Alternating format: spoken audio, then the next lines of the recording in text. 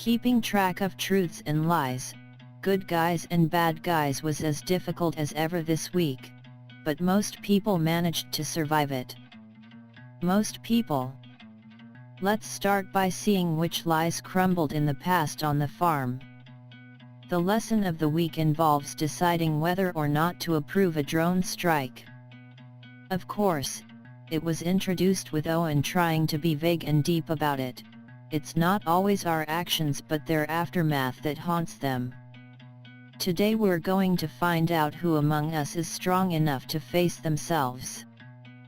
First, the gang was told the issue existed in the past and they were weighing in on something that had already happened. Then he told them it was for real. And then, when they voted not to call the strike, he called it anyway. Dirty. His justification for that mood? Also kinda dirty. Pain doesn't know right and wrong. It lives with you regardless, Owen says. I want you all to know the target that was killed was guilty. There's no doubt. It's easy to live with a righteous kill. Yet, well, something tells me this is going to turn out not to have been so righteous and Owen's not going to have such an easy time living with it, in prison. More on that later. That story Harry told Sebastian about his boyfriend committing suicide? Well, Mr. MI6 told Ryan that such a tale was B.S. And unbeknownst to Harry, Sebastian overheard it. Still, Harry gave big speeches about going with his gut this week, and his gut must have told him that something was up with Sebastian, because Harry closed the episode by telling him that he lied to Ryan to protect a personal life that was none of his business. Personally, I'm going to go with door number 2 here. The story is complete and utter hooey. Still, we'll give Harry a little love for spotting the love between Alex and Ryan, and offering to cover for Ryan so he could comfort Alex on the anniversary of Simon's death. Maybe he's a romantic at heart, despite all signs to the contrary. But probably not. Shelby and Leon are a hot and heavy thing, and that might just lead to Shelby getting to go undercover and get some dirt on him. But even before Nima suggests such a move to Miranda, we discover why Caleb has been texting Shelby so much, because that's how she put Leon's number in her phone. Seriously, girl? You couldn't think of any name other than that of your twisted ex? It may have felt like a bit of an afterthought, but this week's episode was the 1-year anniversary of Simon's death. That wasn't a lie. In his honor, we got a rather lovely scene of Nima, Alex, Ryan, and Shelby visiting his gravestone and reciting the mourner's Kaddish. I felt a bit of a lump in my throat myself, because I genuinely miss Simon. None of these new characters have stacked up, at least not yet. This episode also featured more father-daughter fighting between Owen and Lydia, but zzz. Let's move on. Allow me to pat myself on the back for a moment.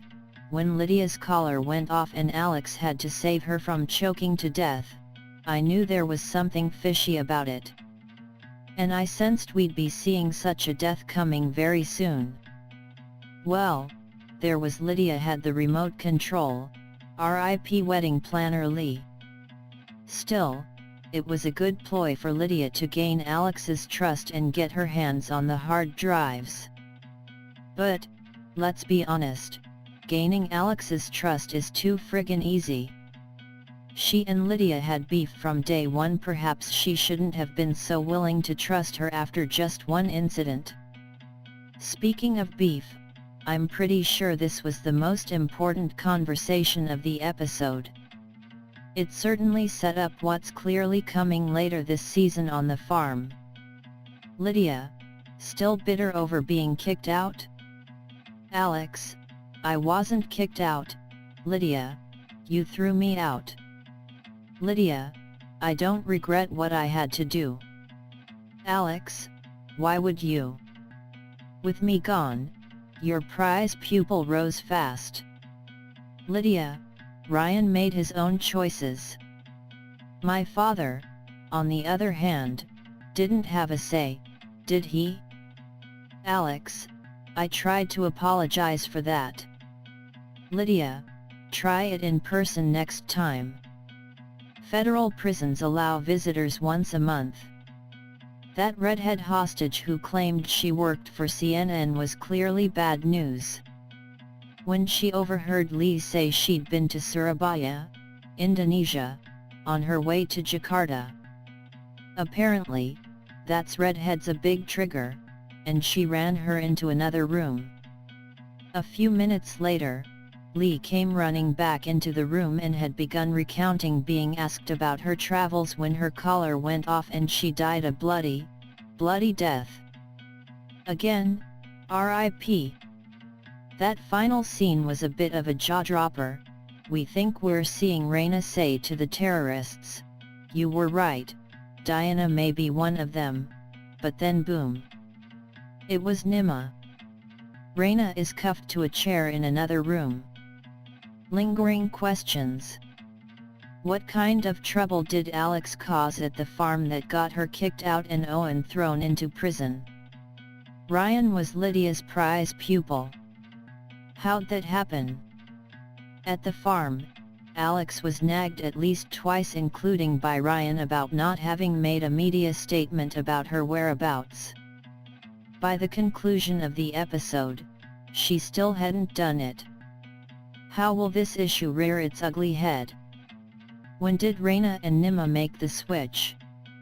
And was it by choice or by force? Who is Sebastian married to in the present?